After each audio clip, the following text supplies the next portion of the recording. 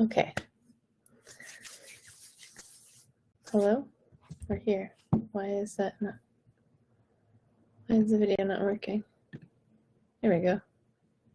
That was weird. Okay. Anyway, hello. We are here. We are live. If you're here after the fact, I just want to say hi. Hello. How you doing? Thank you for being here and just starting my weekly live stream, letting people come on in. Yeah, this is where I come and I talk about whatever subject people want me to talk about, and or a thing that has been very relevant in my sessions this week, in my own creative life, or we talk about nervous system stuff. So yeah, if you have a request of something to talk about, let me know what that is. Happy to answer any questions you have about singing, about the nervous system, about songwriting, about being a performer in general. Any things that I have experience with, I'm happy to answer for you.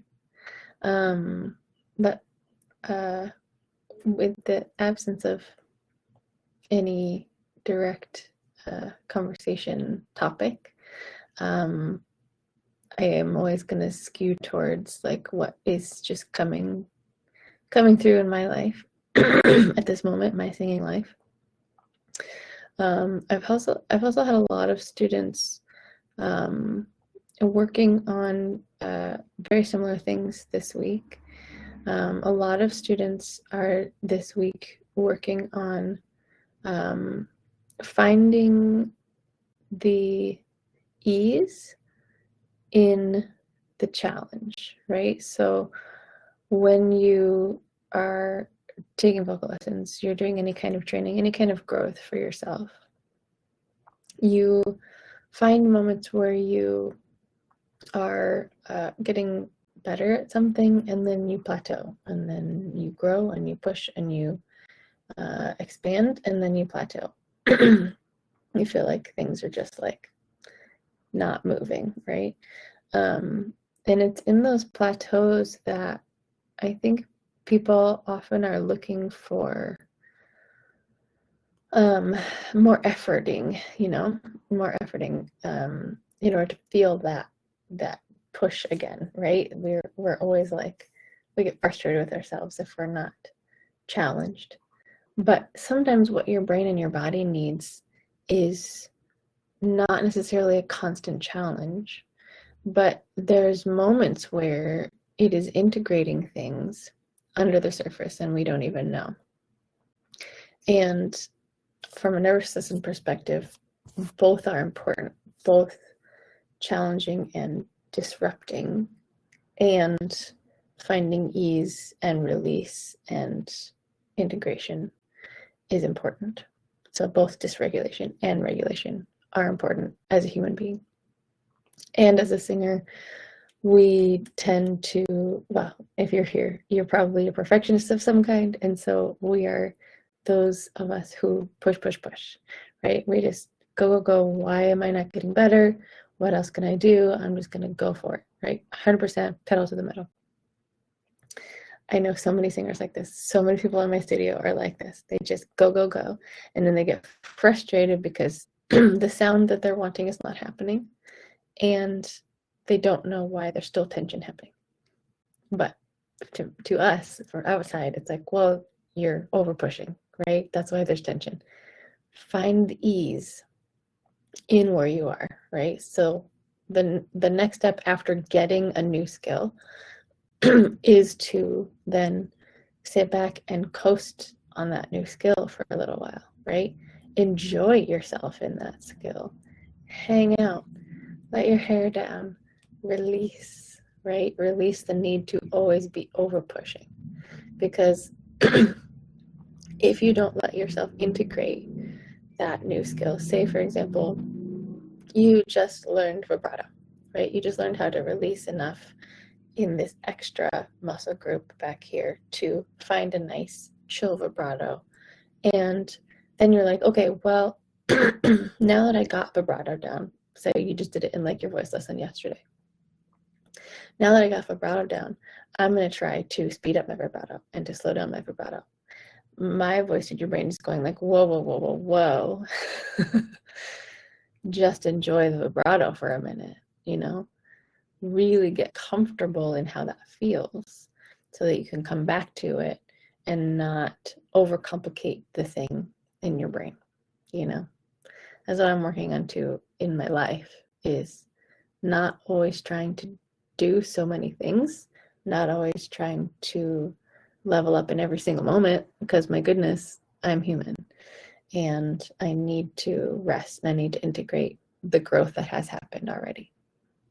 Because as perfectionists, as anxious people, we are always in doing mode because we think that that is how we get places in life, right?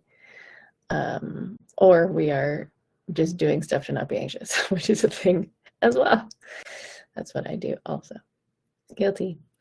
So we work on little bits, and then the ideal is that we just sit in it for a while, you know? You got the vibrato down. Go sing with your normal vibrato. Enjoy what that feels like. Chill out for a little while. Enjoy the plateau.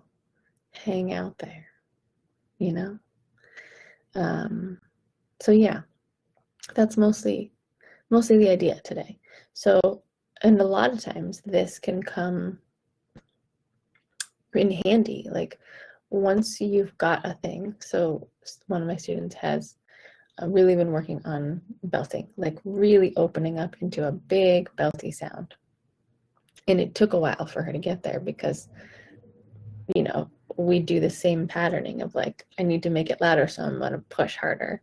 And then these external vocal muscles and the tongue muscles over engage, and then they end up raising the larynx or not allowing the larynx to raise high enough in some circumstances. And so it took a while for her to really loosen up and just let the vocal mechanism be enough to fully let loose and belt in her high belt range, so like A's and B's and C's and stuff.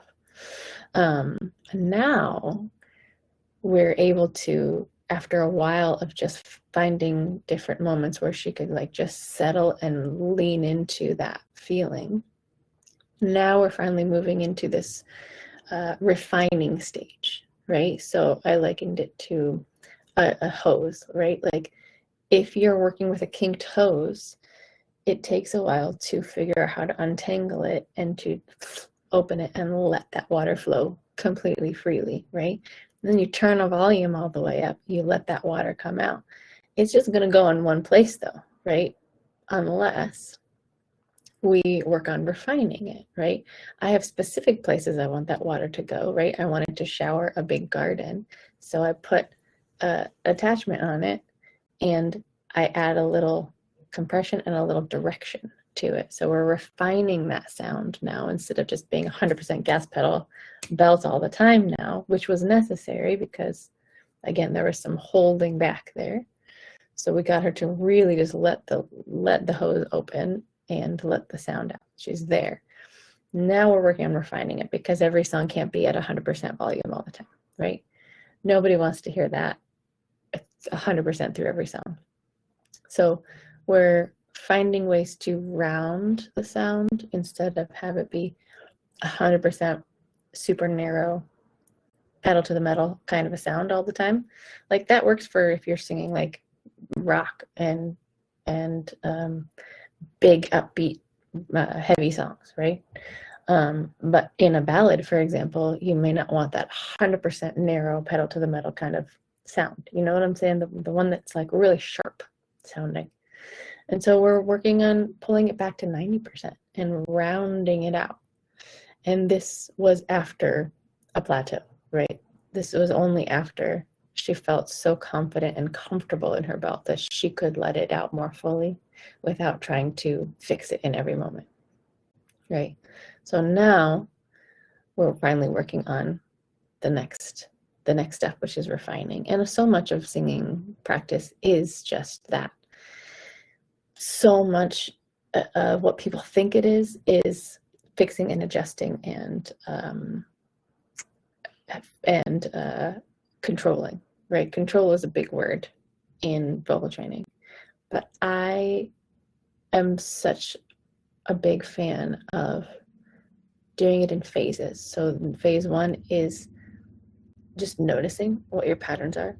Phase 2 is releasing those patterns, right? So we're not trying to control anything. We're actually trying to actively decontrol things that are happening subconsciously in your body.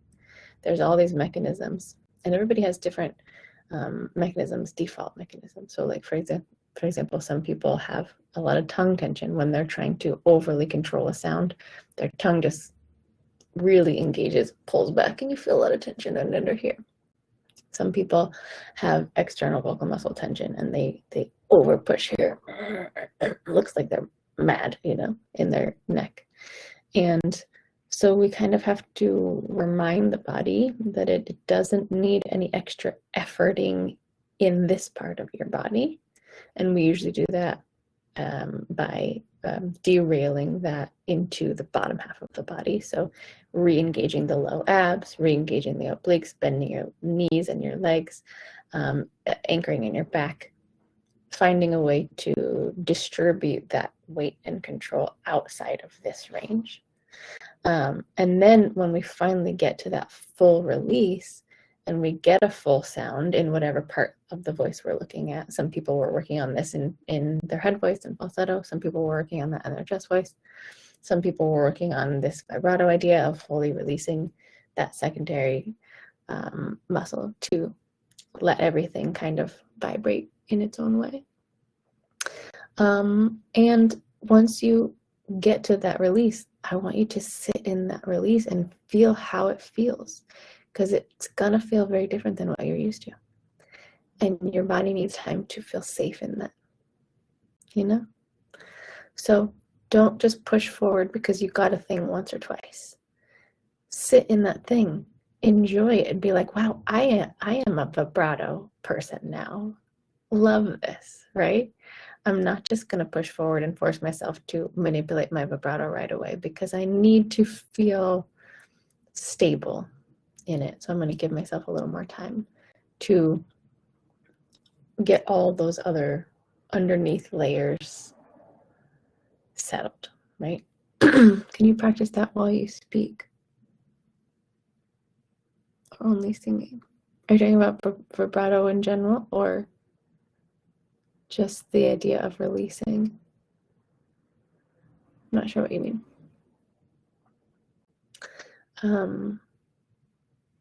Yeah, let me know. But yeah, I think you can be thinking about this when you're singing and speaking, if that's what you mean. Like, you can be thinking about projecting and noticing when this pattern of squeezing here or here or here comes in, and again, redirecting, right? This is something we actually do more naturally when we're speaking most of the time than when we're singing.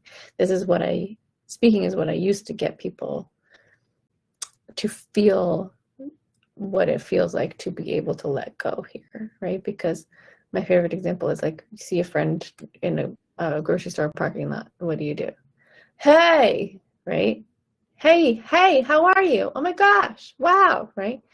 I can very easily get more sound out farther with very little effort in here. It's not coming from here at all. It's naturally coming from my abs, right? Hey, I'm just naturally just sending it down there, opening up in here. So try that next time. You can try it in the car too. Like, pretend to talk to the person 2 cars in front of you. What's up? Hey. And I'm not doing any work in here to get that louder. I'm actually doing less work in here. And so then from there, you can practice lengthening that feeling, right? So instead of just, hey, you can go, hey.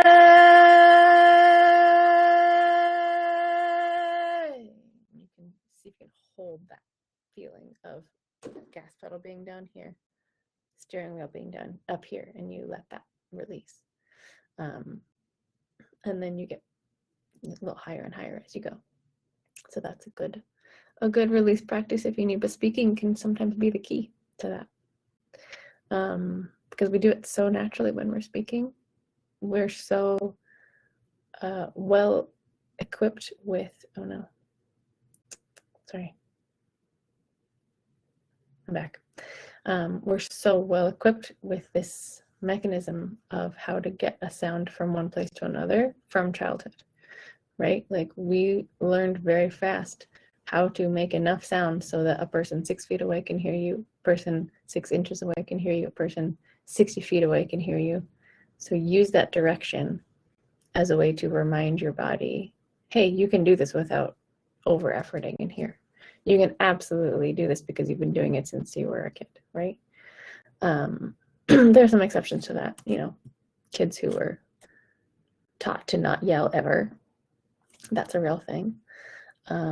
Kids who didn't have, you know, that same upbringing on a playground, you know, like there are a lot of different experiences in the world. Some people have had very classical training and they're taught to never really use that part of their voice, that chest voice, right? So they even talk up here in their head voice, where it's really light and more feminine up here.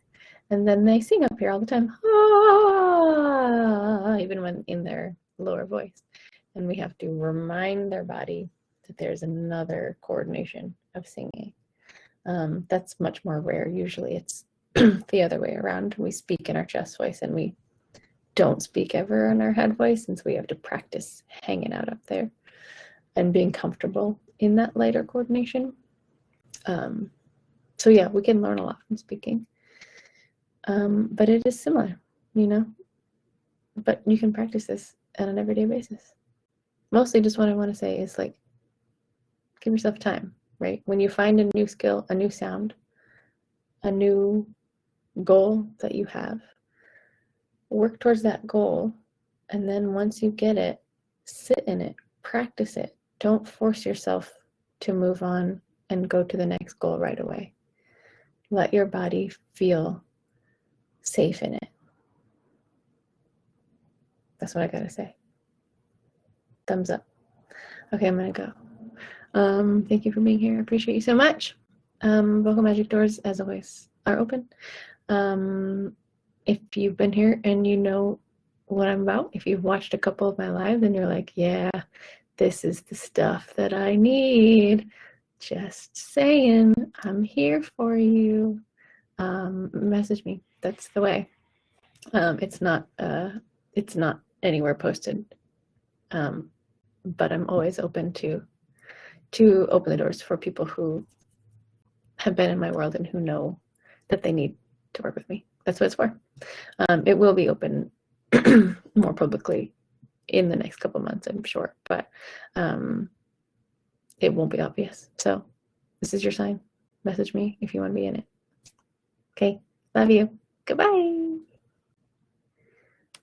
Press the wrong button.